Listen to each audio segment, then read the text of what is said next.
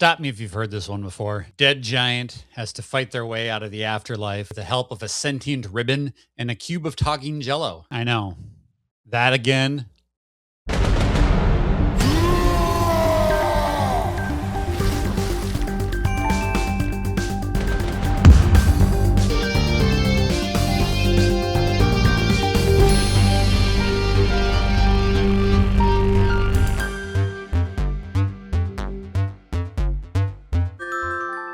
PlayStation just had its summer state of play. What used to be the E3 showcase is now state of play. Sony brought some big hitters and some killer surprises. We're going to kick things off with the cap of the showcase. God of War Laufey. Nope. God of War Laufey, not named after the Icelandic jazz singer. Laufey refers to, in Norse mythology, the mother of Loki, who we all know is Atreus from God of War and God of War Ragnarok. Now, this game is a real sidestep, casting you not in the role of Kratos and not even in the role of Atreus. You play as Faye, the dead mom. Now, if you've got your ear to the ground, you might have heard that this was already spoiled. People leaked the fact that the new God of War installment would feature Faye. Faye is played once again by Daredevil alumni Deborah Ann Wool. And man, does this mama kick some serious ass. I gotta say, my impressions of God of War Laufey, I don't even know how to say it. I don't even know what to think of this game. On the one hand, it looks very God of War-like. The same kind of presentation, the same music, the same visual, aesthetic, and design, and the amazing combat. The combat in this demo, this 20-minute uncut demo, is classic God of War. You're flipping, you're spinning, you're bashing and smashing and cutting bad guys to threads. But the world that this takes place in, which is seemingly the afterlife, is just bonkers. As I mentioned, your compatriots on this adventure are a talking ribbon that's wrapped around a mystical sword and a talking cube of jello. I'm not making that up.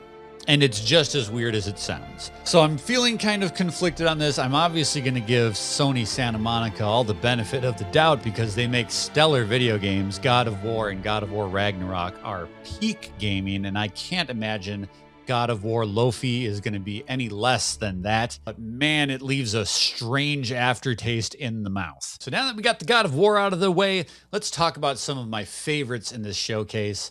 Insomniac's Wolverine looks intense, brutal, sharp. I have to say, I have a couple of nits to pick. I love the battle damage and the way that Logan regenerates throughout the course of the game, but somebody's going to have to explain to me how his clothes regenerate, because this dude had his uniform shredded and mangled multiple times, and they just kind of grew back. I want this technology for my kids' pants because they scoot around on their knees all the time, and all of their pants have holes in the knees. So I need to get my kids some of these Wolverine pants so I stop spending so much money at Kohl's. My absolute favorite part of this showcase was Tomb Raider Legacy of Atlantis. My mind exploded. This game looks so good. I love that they're taking that classic Tomb Raider tale and they're polishing it up and they're really making it super next gen. Like, this isn't just better visuals, it's new gameplay styles, all sorts of great new content. Love seeing some of those classic characters come back. But I mean, you cannot talk about this game without really giving it up for those visuals. This is one of the most beautiful looking video games I have ever seen. And no, I'm not just talking about Lara. I'm talking about the environments around her. I can't wait to go back to classic levels like the Tomb of Vilcabamba, the Lost Valley, of course, with those dinosaurs, Palace Midas, of course, and I wonder what Atlantis is going to look like in this iteration. I'm so excited for Tomb Raider Legacy of Atlantis, which now has a release date of February 12th. Can't get here soon enough. Other notables from the state of play was the shadow drop of the Onimusha demo.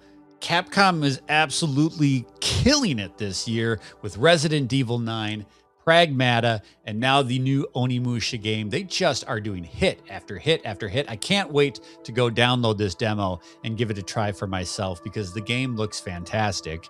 Bancho the Chef is a Dave the Diver prequel. Who saw that coming? It looks amazing as you take Bancho through his early days and how he became a master sushi chef.